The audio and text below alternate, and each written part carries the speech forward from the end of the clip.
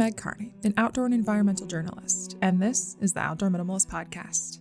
Thank you for joining us so that together we can create a better outdoor space as we recreate.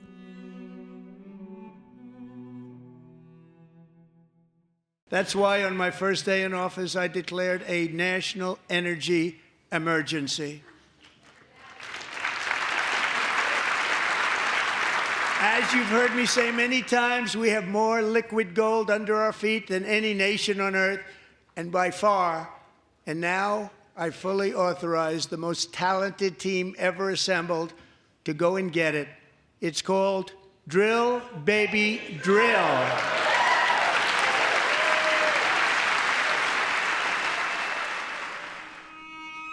Not every acre of federal land is a national park or a wilderness area. Some of those areas we have to absolutely protect for their precious stuff, but the rest of it, this is America's balance sheet.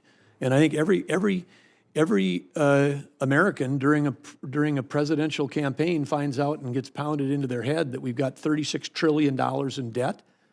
We got all this debt, Oh, Americans, you owe part of this national debt, $36 trillion, this is on you.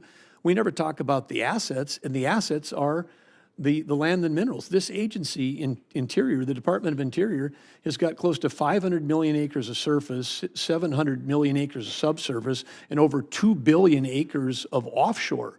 2 billion. That's the balance sheet of America. And if we were a company, they would look at us and say, wow, you are really restricting your balance sheet. And do you know what those assets are worth? We don't. I believe we ought to have a deep inventory of all the assets in America. Don't be fooled by the rhetoric. They are not doing this in our best interest. And they're manufacturing this energy crisis and chaos, to try to sell off our public lands to enrich corporate polluters. I mean, that is the end game. And we really, I think I'm not falling for this rhetoric, is that we don't actually have to choose between energy production and protecting the environment.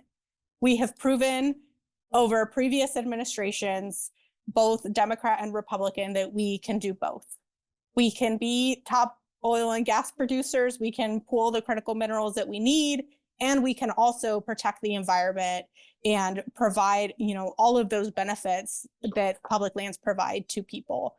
We don't have to choose, and they also don't have to choose, and we should be loud and clear that they don't have to do that.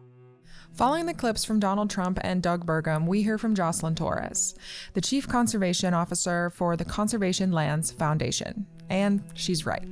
After interviewing multiple representatives from various conservation groups, public lands workers, and even through casual conversation in the last few weeks with colleagues in the outdoor industry, I've gathered that while these threats to the public lands are very real and ongoing, we should not be fooled by a manufactured energy crisis.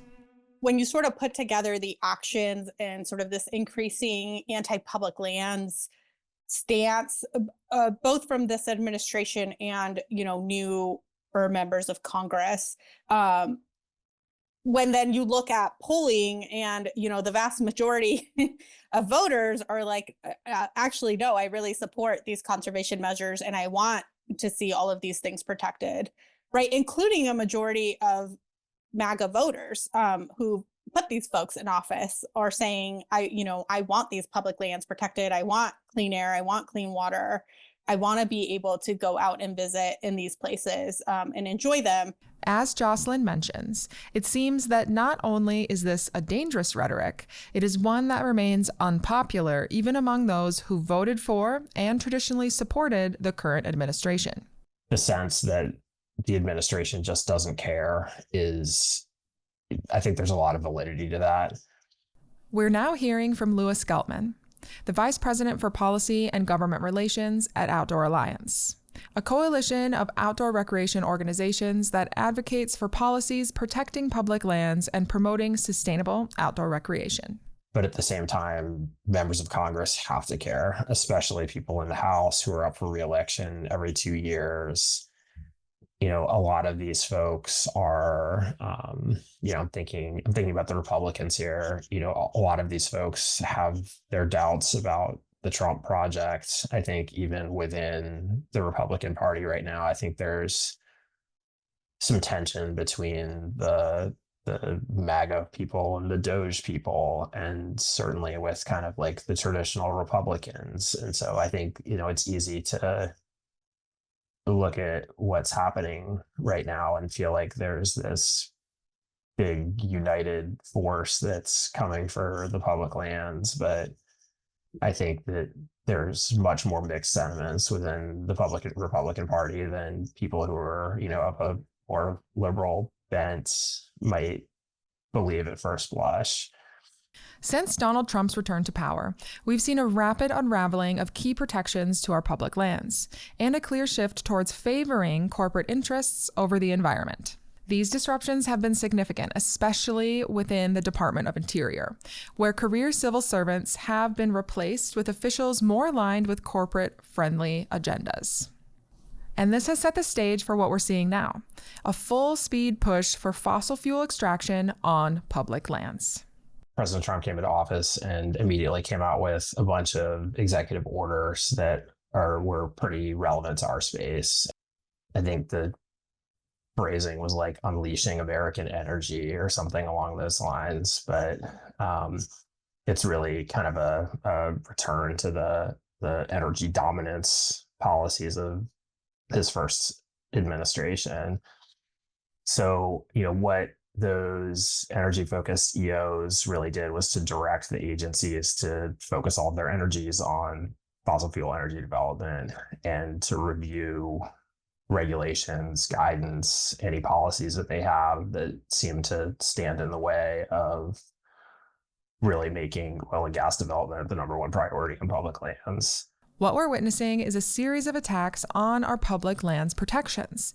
Take, for example, the ongoing efforts to eliminate and shrink national monuments, especially in places like Utah. In some cases, this has meant removing protections from areas like Bears Ear and Grand Staircase Escalante, reducing their size and opening them up to exploitation. At the same time, there is a push to increase oil and gas leases on public lands under the guise of an energy independence, as Lewis mentioned. But all of these efforts come with a troubling catch. They're being pushed through without proper environmental reviews, meaning the long-term impacts on wildlife, ecosystems, and local communities are not fully being considered. There's already been approximately a 10% cut reduction in workforce at the Forest Service, at the National Park Service. And, I think the thing that's kind of crazy about all of this is, one, the public lands management agencies were really understaffed to begin with. They really did not have the resources they needed to fulfill all of their stewardship responsibilities. But second, the way that they went about these cuts was to focus on people who, have less than 1 year of service time or are on some kind of probationary status, which is what happens after you get a promotion or if you transfer within the agency. So the people who they're, picking off through this round of layoffs, it's not the stereotypical bureaucratic chair warmer. It's the young people at the beginning of their career, the people who are carrying a chainsaw and doing actual work on the land, the people who are, high performers generally, and therefore are moving around in the agency and getting promoted. And that's who we've lost so far. There's also some direction from the White House Office of Management and Budget for agencies to be developing plans for further reductions of force and agency reorganization plans kind of oriented around the idea that agencies should only be doing the things that they are statutorily obligated to do.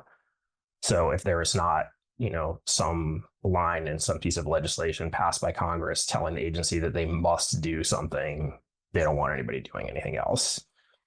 These cuts, while recent, have had noticeable impacts already and pose risks as weather warms and more people start to head out to parks, trails, and beyond.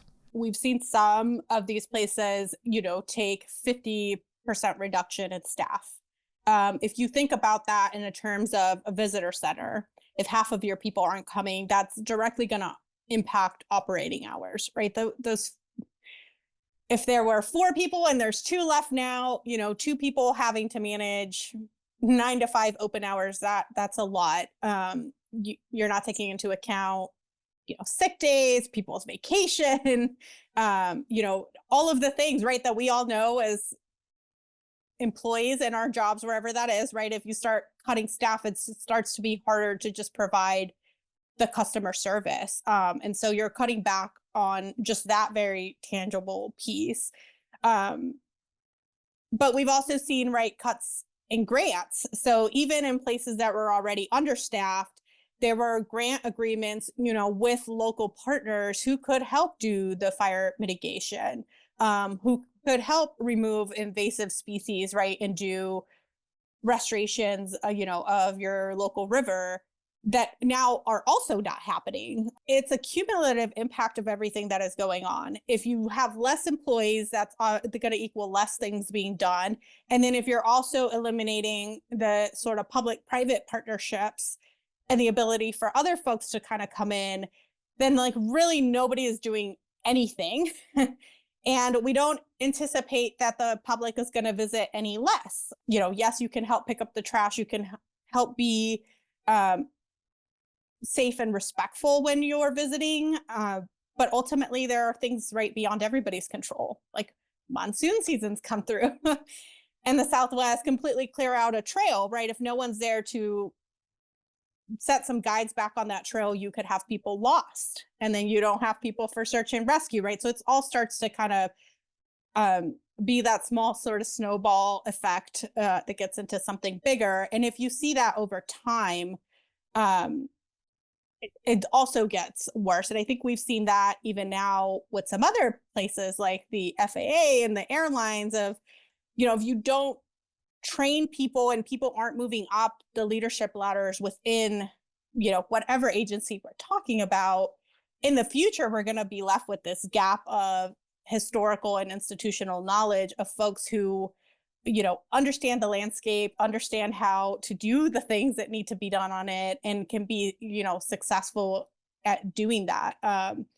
So we're also losing sort of and having this huge gap of folks in the future who, even if next year, 2 years, 4 years from now, we're able to rehire folks, you've lost now that 3 years of learning. Tania Lown-Hecht, the Vice President of Communications and Strategy for Outdoor Alliance, shared similar observations to Jocelyn regarding the impacts of these staffing cuts. Some people are estimating that like about half of the staff that were lost worked on recreation. So I think we will see some pretty big effects on outdoor recreation. Heard from like a bunch of recreation technicians. So like those are people who clean up trails in the spring, clean up campgrounds, manage dispersed camping. You have like recreation areas that are overgrown. You have invasive species that you're trying to clean up and move out. So it means like trails or facilities fall into disrepair. It makes outdoor access unsafe. You have concerns about overuse, particularly with things like dispersed camping. There's permitting problems. So I know like Yosemite wasn't issuing permits for a little while. You have lots of places where like you need an office where people go to get a backcountry permit. Will those offices be there? I think that the administration has talked about maybe like some leases for buildings on national forest land and national park land. They might just give up those leases. So where do you have your rangers, if you even have rangers? We talked about the partnership coordinator.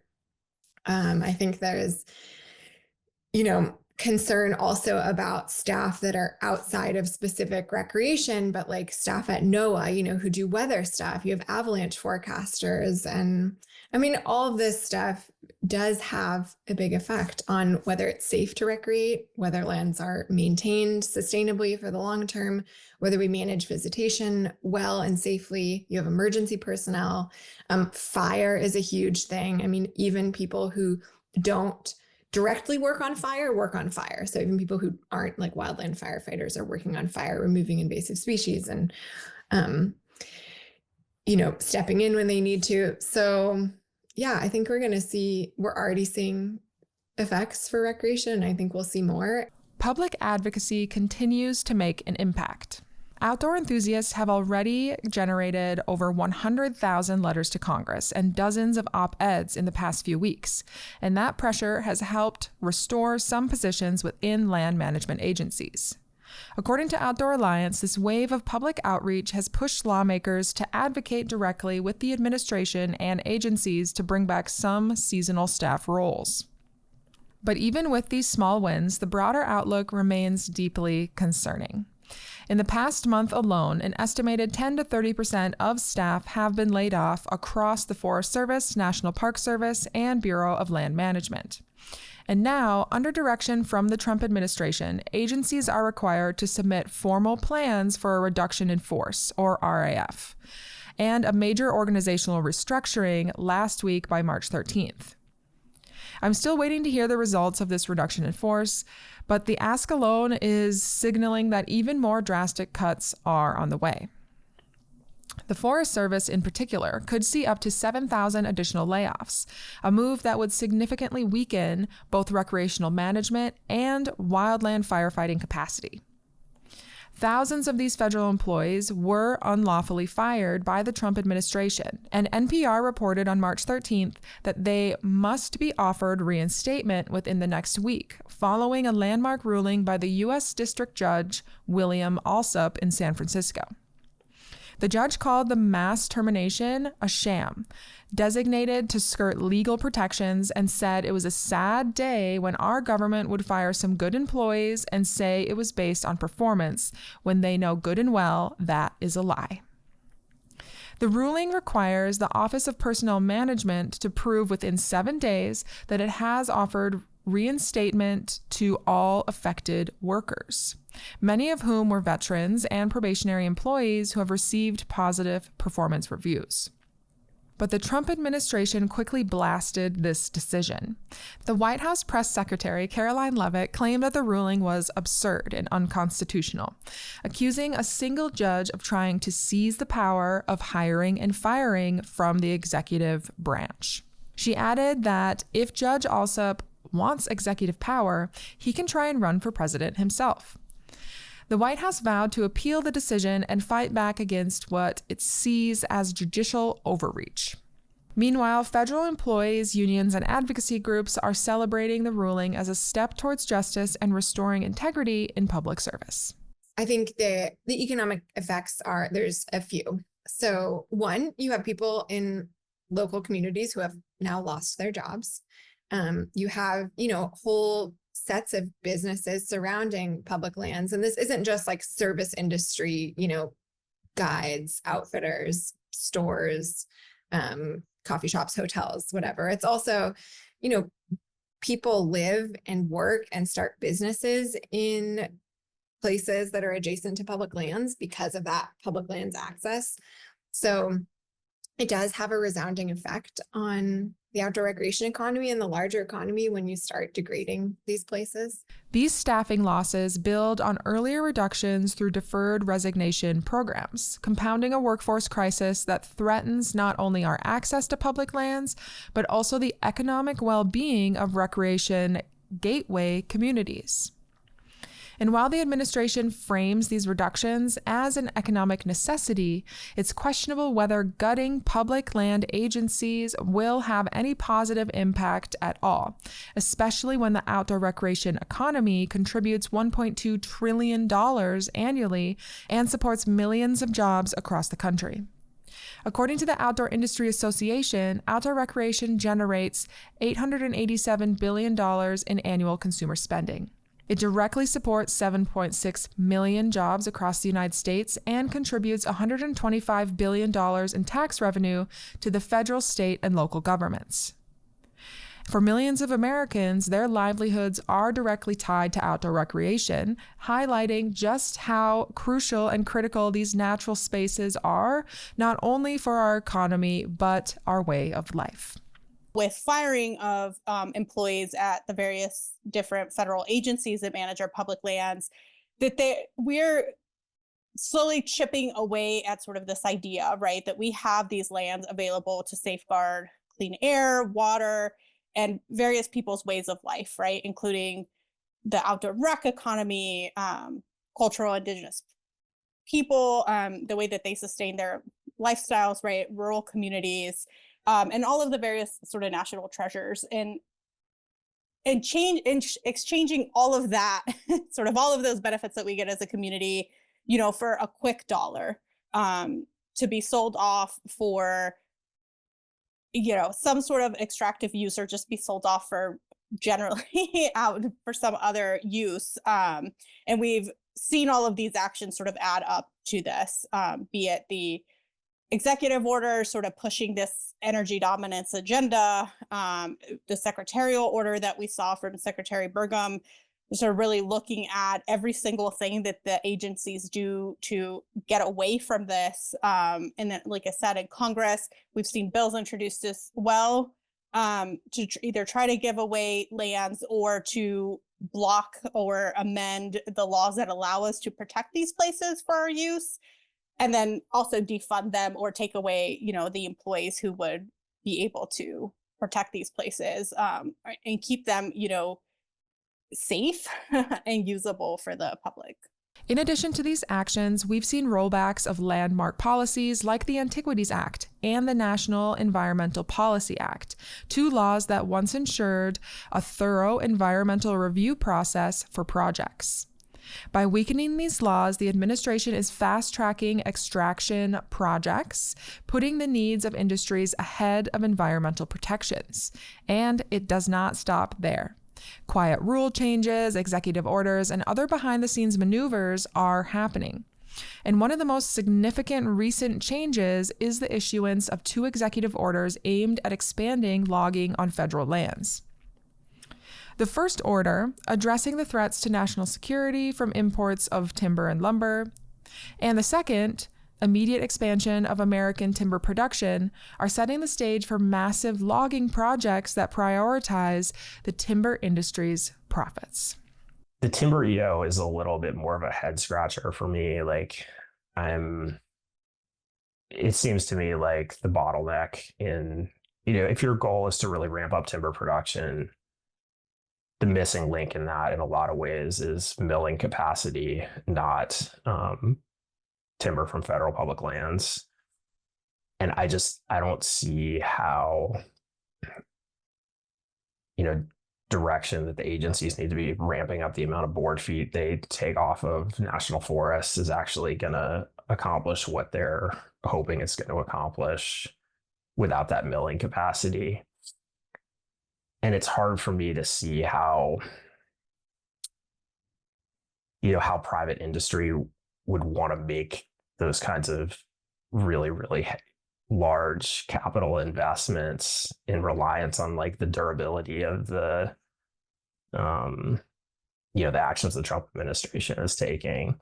It's to me, it's sort of I think we think a lot at Outdoor Alliance about how we make our issues bipartisan priorities, recognizing the importance of bipartisanship to give the things that we want to happen durability.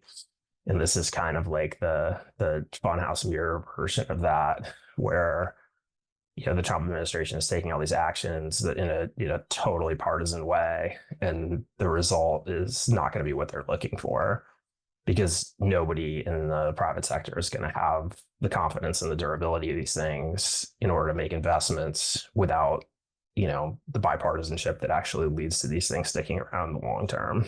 The executive orders Lewis is describing threaten forests like the Tongass National Forest in Alaska, the world's largest intact temperate rainforest, with potentially devastating environmental consequences. There's an element of chaos in all of this, and there's an element of messaging in all of this. And it's not to say that the threats aren't real, but it's not to say that threats aren't real. It's not to say that it's not deadly important that people are reaching out to their members of Congress and responding to this stuff when there are real legitimate actions to point to. But I think you can draw a little hope sometimes from the chaos with which this is all implemented. All of these things require people also. I heard that the Mount Baker Snoqualmie National Forest up here in northern Washington, in that first wave of layoffs, they fired their only timber sale administrator. And now they're trying to bring back the timber folks. But hard to have timber sales without anybody working for the national forests. In a recent report, the NRDC highlighted several consequences of this push for more logging, especially in older forests that are vital to maintaining ecosystem health and stability. The act of logging, especially removing older, more fire-resistant trees, leaves forests vulnerable.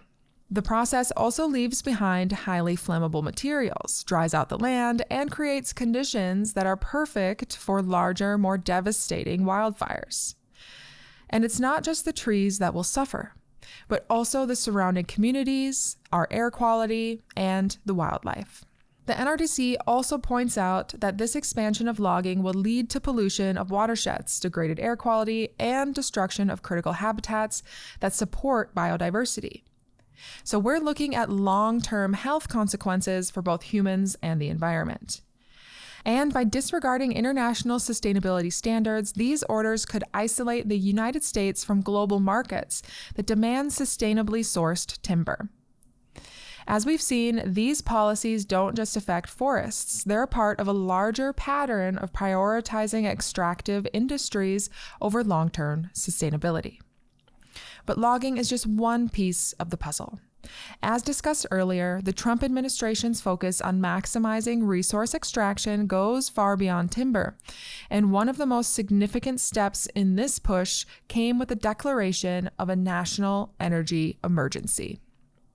Trump's focus on this quote-unquote emergency has been used to fuel a focus on the growth of industries that benefit from the destruction of our public lands for profit. I don't think that anyone in the White House particularly thinks about public lands in any other context, particularly thinks about outdoor recreation. I think, my belief from talking with people who've worked closely with Burgum in the past is that, personally, this stuff matters to him.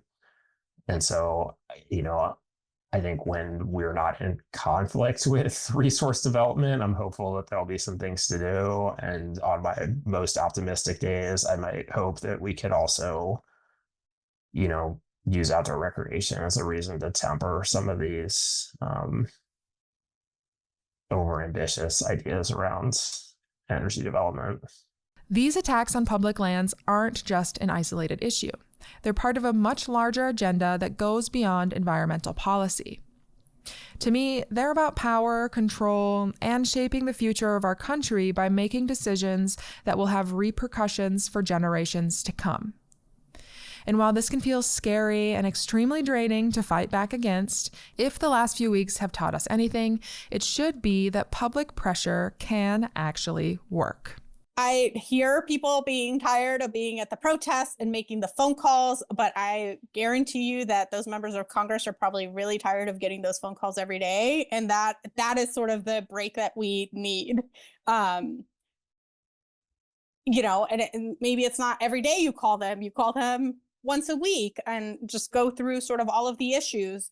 But I think really taking the time to reach out to your members and, run through sort of all of the issues very personally on how they affect you is powerful. We have seen voicemails fill up for members of Congress. That's amazing. And we've seen, with the town halls and protests, now some members even starting to hide or not showing up to some of those town halls. And that, I think people should take that as a very positive sign that it's working. And they're trying to, skirt away from it. And, we should keep the pressure up. Understand that this is, this is definitely a marathon and not a sprint situation, because, congressional processes do specifically take a much longer period of time. So, definitely pace yourselves as folks out there who are supporters of public lands, but don't, give up on the fight. I think folks are feeling it, and you're seeing them sort of hide or try to say that they're going to do this or that. And that to me is signs that what everyone else is out there doing is working. And something that we as individuals need to remember is that we aren't in this alone. We don't need to reinvent the wheel when it comes to advocacy because organizations like the Conservation Lands Foundation and Outdoor Alliance are prepared to fight back, to propose bipartisan solutions, to create tools to help us more easily understand current policies, and even go so far as to write scripts to make contacting our representatives just a little bit easier. Agency layoffs and, plans for reduction in force, potential thought of privatizing public lands, those are kind of like quite unprecedented, a little bit worst case scenario in some ways. And I don't think anyone was fully prepared for that. I think there was, some indications that that was what the administration wanted to do. There was definitely a lot of discussion of making the government more efficient. And I think, most people do not object to the idea of trying to use taxpayer dollars wisely and trying to get a good return on investment and trying to take care of our natural resources that we all, collectively pay for and manage. But I think the way that they've come at this is definitely unusual. So we were not totally prepared for it, but we were able to move quickly. We have really a small, nimble team.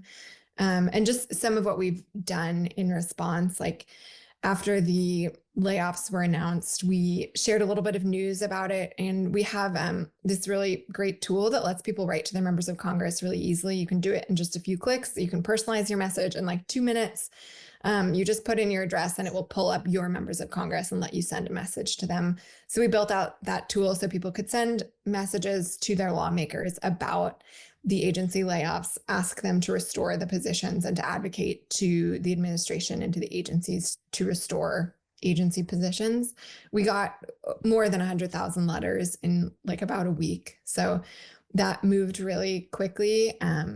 There's been a lot of media coverage of it, obviously, partners and folks on the ground, like all over the country.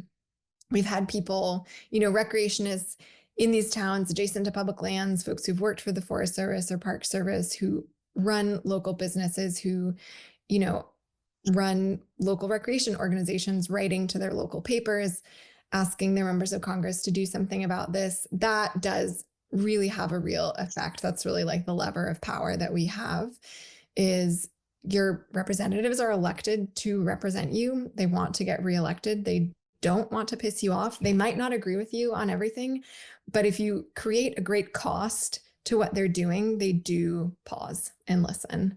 And in some cases, this has gotten a bunch of lawmakers to go to the administration and say, hey, you're killing me. You have to restore some of these positions. This is really bad. People are beating down my door.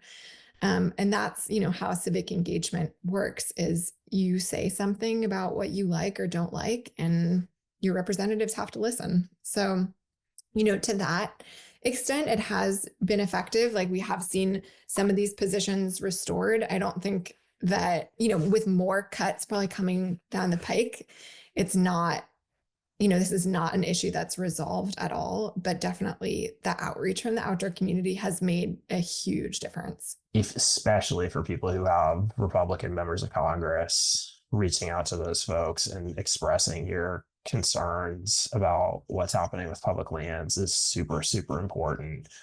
And it's like really frustrating when, you're looking for somebody to really stand up and say, what's happening here is wrong, and they're not doing that.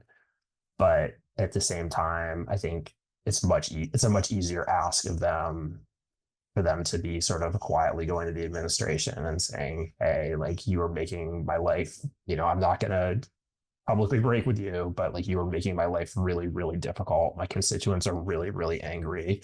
Can we make some adjustments on how we're approaching public lands management? Because like, this isn't working. And it's not like a really like emotionally satisfying transaction necessarily, but it's just like, it's important to keep that up. Just as an anecdote to support this is that, along with creating opportunities to make it really easy for people to write their members of Congress, we do a lot on the side of like meeting with lots of lawmakers, meeting with the administration when we can. And just anecdotally, like, one of our staff was meeting with a Republican member of Congress last week who was like, I've gotten a lot of letters from the outdoor community, and I'm hearing you. I'm really concerned about this. I've been reading like the op-eds in the papers. And so that kind of like echo chamber effect that you create when you rile up a passionate community of advocates is real and does affect members of Congress and how they approach things. I don't want to be alarmist with people, but I do feel like public lands as we know them, as part of our American heritage, are at risk. Having these remaining areas of nature, available to us to hunt, fish, hike, climb, camp with our families, and being able to enjoy that, right, regardless of political affiliation or of, your financial situation or ability, that is sort of a key component to our identity. If you think to like America, you can think like Grand Canyon and Yellowstone, right? These iconic places. And those could be at risk and we could lose them. And maybe not selling them off, like, oh, they're going to bid on the Grand Canyon, but just by neglect, because we have fired everyone and defunded everything. If you're looking for a way to become more civically involved regarding recent public lands matters, head to outdooralliance.org/takeaction or conservationlands.org and send a letter to your representatives today. We plan to follow public lands policy changes over the next 4 years rather closely, so be sure you're subscribed to our weekly newsletter at theoutdoorminimalist.com so you know when we release any new public lands updates and episodes. If you have questions, comments, or sources you feel are relevant to protecting our public lands, please reach out to me using the form in the show notes. While developing updates and conducting ongoing interviews regarding public lands, I want to know what your questions are so we can help find the answers for you. More resources and all source information used to create this episode can be found in the show notes.